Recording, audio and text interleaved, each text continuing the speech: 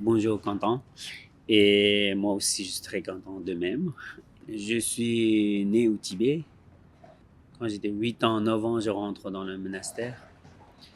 Et puis, j'ai étudié la philosophie tibétaine. Et puis, après le 1994, je suis parti du Tibet et je suis allé en Inde. J'ai étudié dans le monastère, à Mère Monastère. Et dedans aussi, j'ai étudié pendant 16 ans. J'ai étudié la philosophie Bon. Bon, c'est avant de bouddhisme, avant de Bouddha Shakyamuni. Par exemple, le fondateur de Bon, il s'appelle Trungpa Shenro. Il est né au Tibet à côté de Mont Kailash. Et donc, voilà, j'ai étudié dans cette philosophie et du coup, quand j'étudie la philosophie, c'est quelque chose de très précieux et puis ça aide beaucoup pour soi aussi. Après, quand j'enseigne pour les autres aussi, les gens, ça aide beaucoup pour débloquer, pour tout le monde il est intéressé. Du coup, voilà, j'ai intéressé beaucoup dedans et finalement j'enseigne pour ça et puis pour enseigner, pour développer, pour diffuser ces enseignements, alors j'ouvre un centre de Tazi. Voilà, c'est ça. J'ai étudié en Inde et après, quand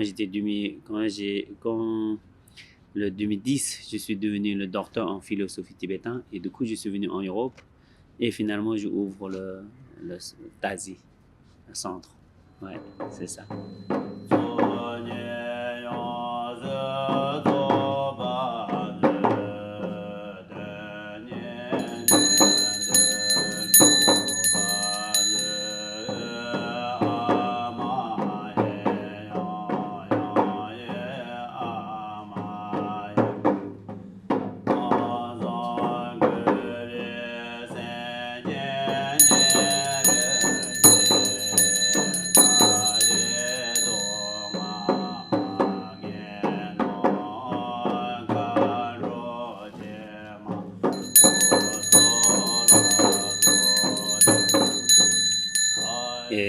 Et dans les enseignements de Trungpa Shenro, c'est le fondateur de Bon, c'est de philosophie, le fondateur de Bon, Trungpa Shenro, lui qui dit ça c'est pour tous les êtres sensibles.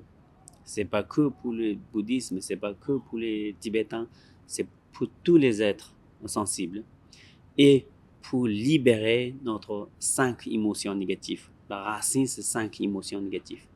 Et puis les branches, feuilles, tout ça, il y a plutôt 84 000 émotions différentes.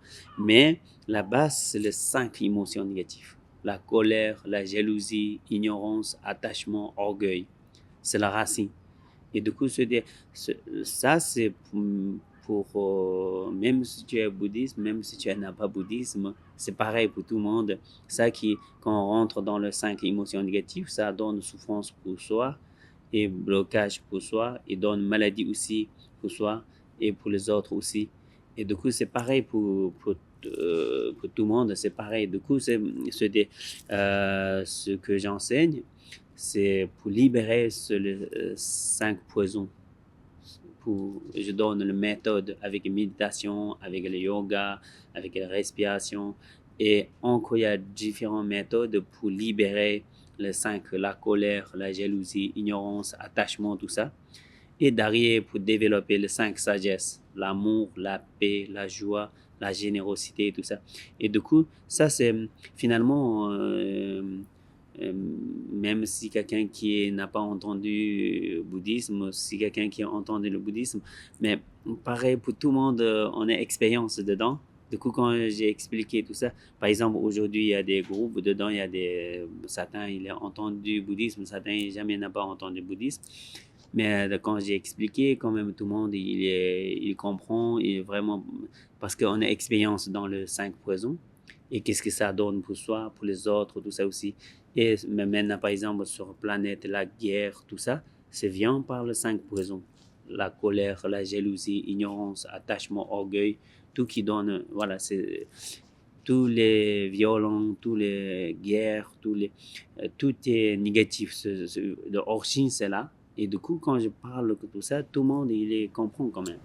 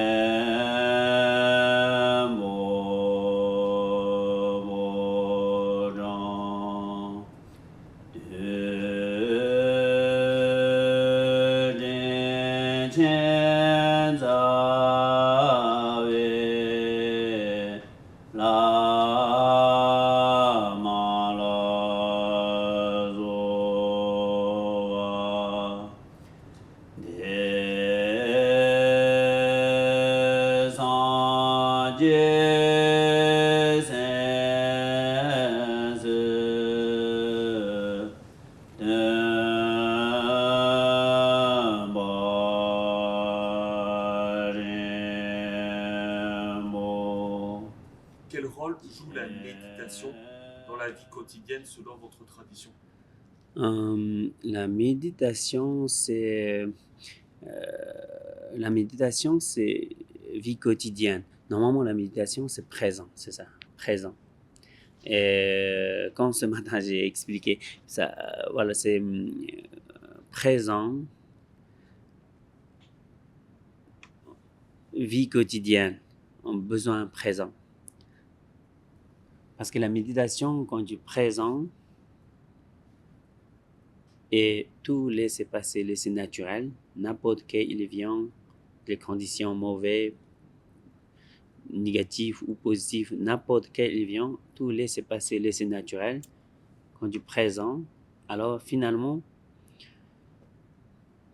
avec la méditation, si tu tout laisses passer, laisser naturel, du coup, tous les 5 poisons, tout apaisé, reposé, libéré, du coup, comme ça là, et finalement, ça aide intérieur pour retrouver notre joie, notre paix, notre amour et douceur, félicité, tout ça, et on retrouve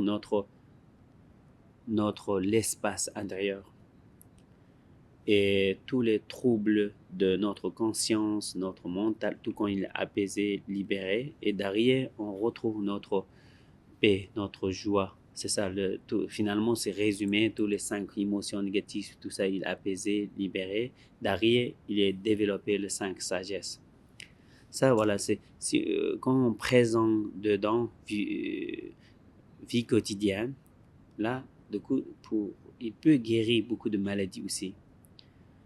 Et on retrouve notre paix, notre joie. Finalement, comment dire, vivre heureux, content.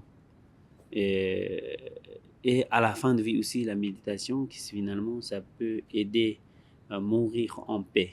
Il peut, voilà, à la fin de vie aussi, si on peut, avec méditation, si on peut partir, ça, finalement, c'est tous les tristesses, peurs, tout aussi, et ça peut libérer avec la méditation.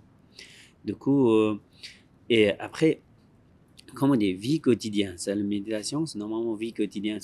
La méditation a deux types de méditation. C'est quand on pose une méditation, tout laisser naturel, relâcher, reposer profondément, avec là, comme ça, on médite. C'est ça. Et tout laisser passer, laisser naturel, ça, habitude, comme ça. Après, petit à petit, même quand on mange, quand on parle, quand on dort, toujours avec le présent. C'est n'importe quelle illusion, laisser passer, laisser naturel, comme ça, habitude. Du coup, finalement, la joie et la paix, plein de contemplation, toujours avec nous, quoi, vie quotidienne. C'est quelque chose de précieux, comme ça, on va dire. Connecté avec notre cœur, l'espace et notre conscience.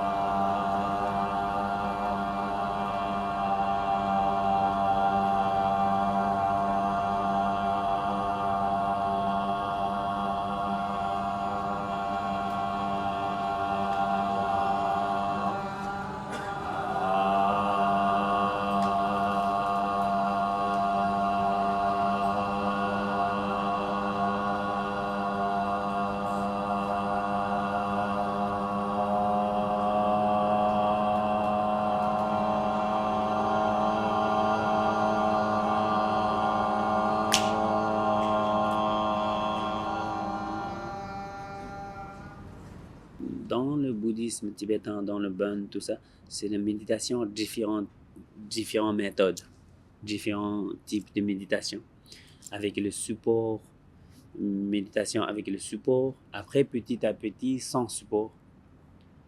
Et avec le support, par exemple, sur la respiration aussi, on peut méditer présent sur la respiration aussi, et dans la sensation. C'est, quand même, les méditations, toutes les méditations, il faut présent, il faut conscient. Présent dans le conscient, et du coup, le plein conscience, maintenant la méditation, tout ça aussi, c'est maintenant le nom différent. Sinon, normalement, c'est pareil, toutes les méditations, il faut plein conscient, il faut présent, il faut plein de présent, conscient. Et donc, il y a différentes méthodes de méditation. Ça, c'est normalement, il y a shamatha, il y a Vipassana, des choses de méditation, tout ça aussi, il faut présent, il faut plein conscience. Mais après, le nom différent. Et avec le support différent, avec le fleur, de temps en temps, avec la respiration, avec les perles de cristal, avec le ciel. Là, vaste comme ça aussi, quand on regarde, et puis méditation comme ça aussi. Mais à la base, toujours, il faut présent, il faut conscient. C'est ça. Et après, petit à petit, juste avec le support méditation, n'a pas assez. Juste pour calmer, pour reposer, pour retrouver notre joie, notre paix, vivre ça très bien. Mais vraiment, à la fin, le but, vraiment, à la fin, la destination, c'est sans support. Méditation sans support, ça veut dire c'est notre état naturel, notre conscience pure, notre conscience naturelle. Il faut arriver sur là, c'est sans support. C'est la méditation de Dzogchen, on dit. C'est le Dzogchen méditation. C'est sans sujet, sans objet, sans direction, sans explication, sans imagination.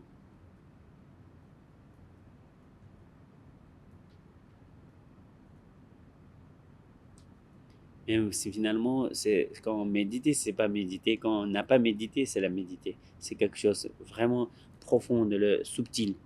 Mais voilà, et finalement, il faut arriver sur l'état de Dzogchen, méditation sur notre nature de l'esprit pur. C'est ça.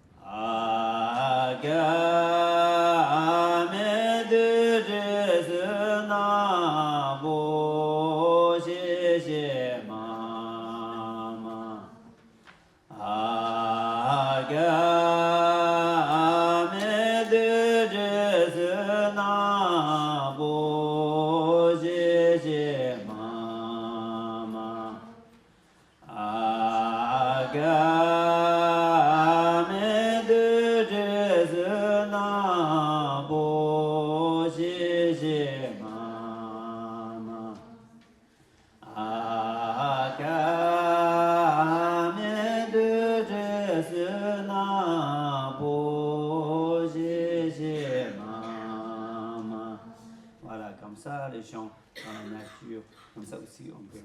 Que signifie la compassion pour vous et comment peut-on la cultiver concrètement au quotidien? Alors, la compassion. La compassion, normalement, dans la tradition Bön, dans le bouddhisme aussi, la compassion, c'est très importante. Très importante. L'idée, c'est quand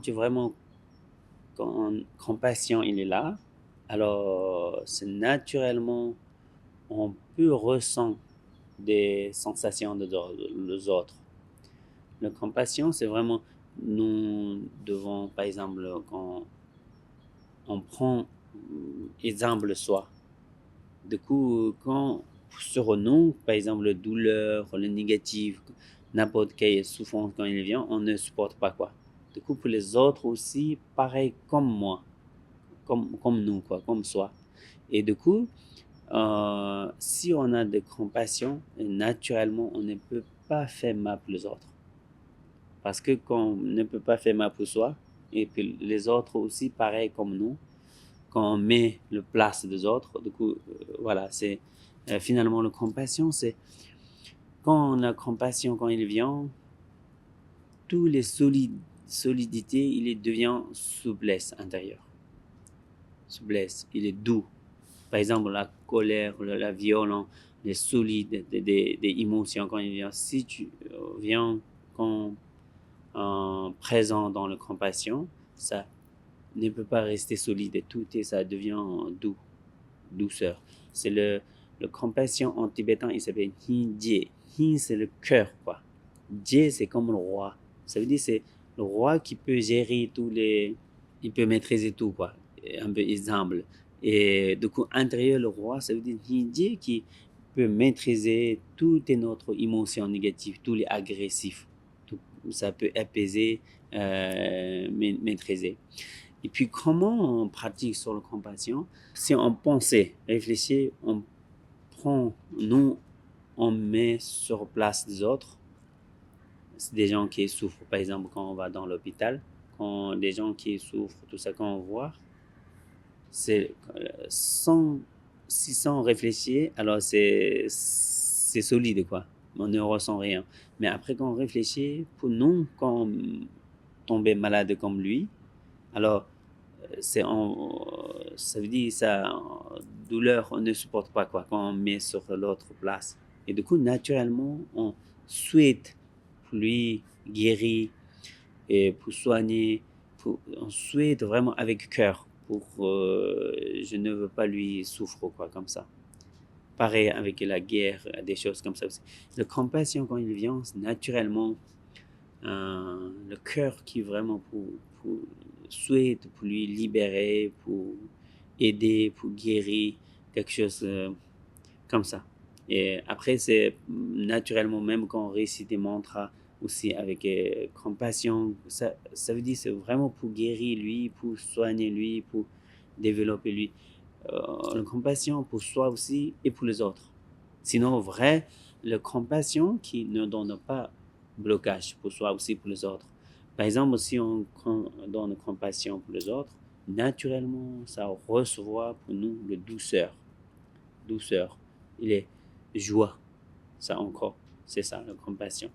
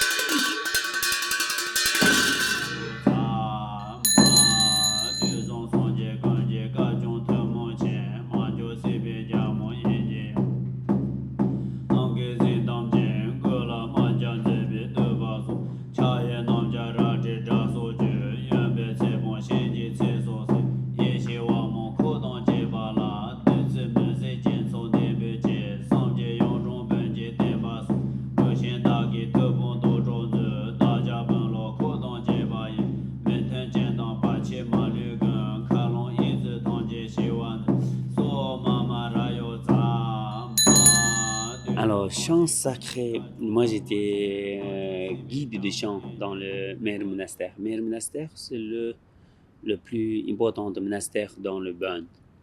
Et puis donc j'ai étudié le chant sacré et puis j'étais pendant 3 ans j'ai été guide de chant sacré j'ai des professeurs de chant sacré et donc Unze il s'appelle en tibétain c'est le guide de chant. Et donc j'ai appris le chant sacré tout et donc là c'est le chant sacré il y a des différents chants.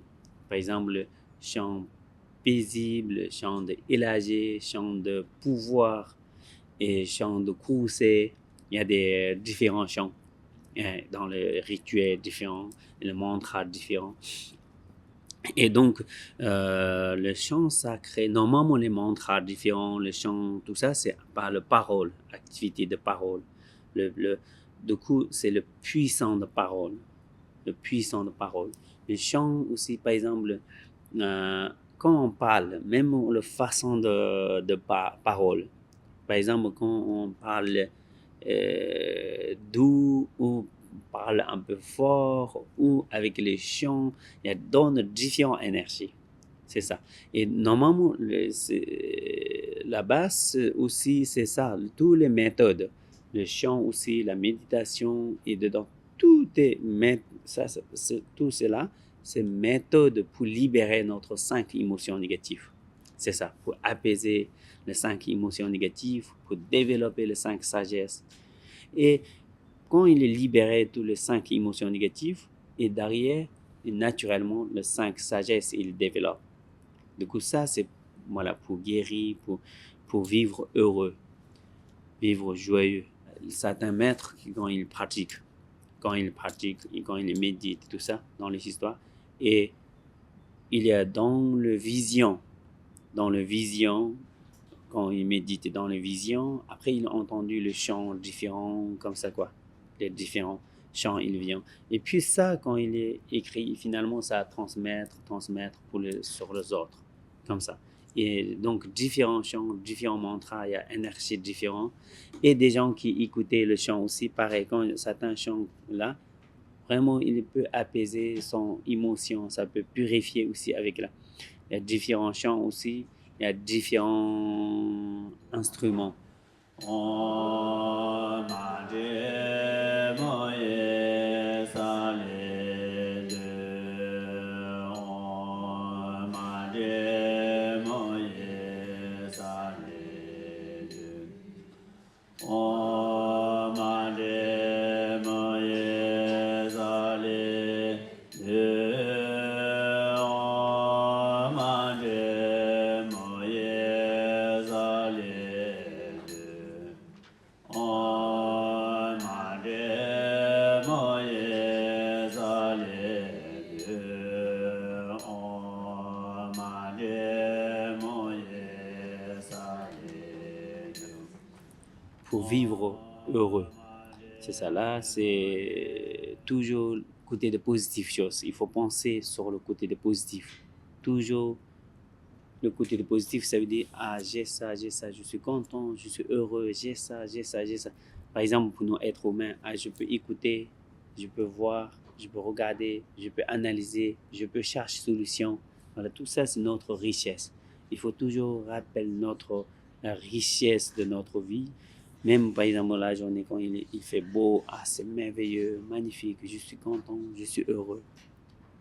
Et chaque fois, voilà, côté de positive chose quand je rappelle ça qui a emporté joie, d'accord, pour nous.